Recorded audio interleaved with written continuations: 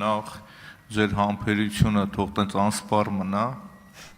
անկեղծ ես երևի այդ նույն համբերությունը չի կարող ունենալ։ Հիմա ուզում եմ հարց տալ, տեսեք 8 տարի 8 միլիարդ դոլար պարտք է վերցրել այս իշխանությունը, բայց Գյումրիում երկրաշարժի հետևանքները վերացնելու համար մեկ նոր շենք չեն կառուցել։ Մասնավոր, այսինքն հայտնի բարերարը մի քանի շենք է կառուցել։ Պետությունը ոչ մի քայլ չի արել, զարգացման 26-ից 31 թվականն էլ մի բառ աղետի գոտու մասին չկար։ Ուղղակի բացակայում էր։ Շիրակի մարզն էլ ամենաաղքատ մարզն է։ Ես ուզում եմ ձեր կարծիքը լսել դրա վերաբերյալ, այսինքն աղետի գոտու հետևանքների վերացնելու եւ 8 տարի 8 միլիարդ դոլար, շուտով 9 միլիարդ դոլար կդառնա պարտքը եւ ոչ մի նոր շենք, ոչ մի ծրագիր, ոչ մի աջակցություն։ Ձեր կարծիքը։ Շնորհակալություն, պարոն Մանուկյան, ես շատ վատ եմ վերաբերում այդ իրողությանը։ Մենք գործընկերներս վատնում կատարելու մասին էին խոսում, կարծում եմ, որ մասշտաբային վատնում է տեղի ունեցել։ Որովհետև եթե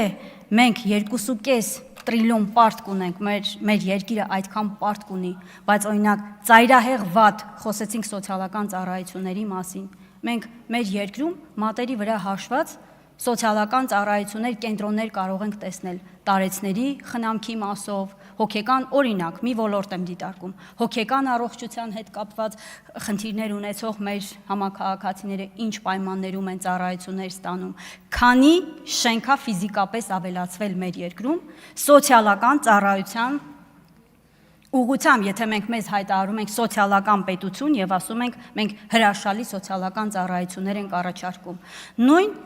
Գյումրիի օրինակը բերեցիք, շատ տարբեր համայնքներում մենք ցավոք սրտի այս իրողությունների մեջ դեռ ունենք տնակներում ապրող ընտանիքներ։ Եթե օրինակ 2 միլիարդ դրամ, երբ որ մենք այստեղ անընդհատ խոսում ենք չափազանց շատ մեծ բյուջեով պարգևավճարների մասին, գործընկերներն ասում են ինչի համար եք այդպես ասում, բայց միևնույն ժամանակ եթե դիտարկում ենք, որ ընդամենը 2 միլիարդ դրամով օրինակ կարելի է սարքել շենքեր եւ շուրջ 70 ընտանիքի ապահովել բնակարանով, այս իրողությունների մեջ, երբ որ մենք ունենք քաղցած, ցավոք սրտի օրինակ ունենք, որ սովամահության պայմաններում ապրող քաղաքացիներ ունենք, որ բետոնում, կիսավեր, կաթող տանիքով անմարդկային պայմաններում են ապրում, ունենալ այսքան արտաքին պարտք ու որևէ ծառայություն չկարողանալ հավուր պատշաճի կազմակերպել, այս սա մասշտաբային վատման մասին է խոսում։ Եվ երբ որ մենք խոսում ենք դպրոցաշինության մասին, շատ կարևոր է դպրոցաշինությունը։ Նույնիսկ ամոթ է, որ մինչև հիմա Հայաստանի Հանրապետությունում երեխան մանկապարտեզ է գնում քանդված շենքային պայմաններում կրթություն ստանալու։ Բայց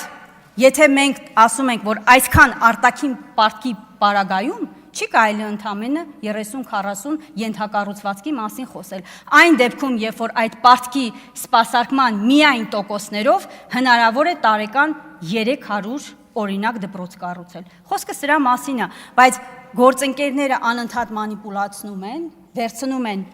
մի թեմա, դարձնում շահարկման առիթ, ինչի համար, որովհետև այդ բուն խնդիրները պիտի դառնան երկրորդային, որովհետև առաջնային խնդիրները ուշադրությունից դուրս են մնում, հենց այդ պատրվակով նաև։ Արձագանք։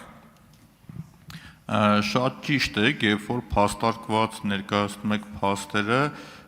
ԿՓ-ական պատգամավորները փաստերի դիմաց փոխանակ պատասխանեն, մի հատ ուրիշ մի բան գտնում են, շեղում են, սկսում են դրանից խոսել ամբողջությամբ։ Բայց երբ որ առարկայական ուղիղ փաստերը կա, դրա դիմաց հակափաստարկները զրո են, ոչինչ չունեն ասելու։ Շնորհակալ եմ, արձագանքի պատասխան չունեմ, էլի, շնորհակալ եմ։